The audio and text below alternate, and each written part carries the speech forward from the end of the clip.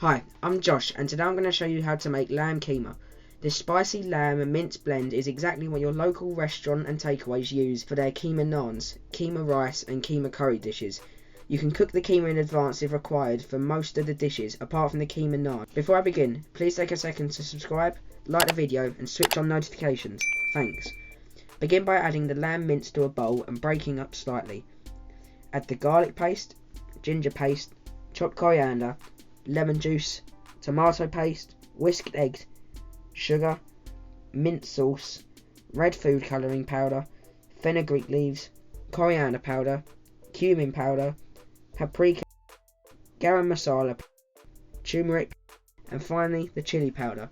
If using the red food colouring, I suggest wearing disposable gloves unless you want very red hands. It doesn't alter the taste at all, but it's something your local takeaway and restaurant will always use. Combine well, ensuring you mix thoroughly and continue mixing for around 3 to 4 minutes to combine everything together. Cover the dish and ideally marinate for an hour, but if you have time, overnight is best.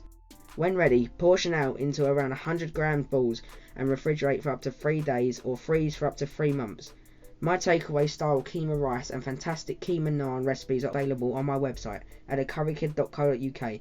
Rice, naan or just fantastically spiced keema mince for your next dish, the choice is yours.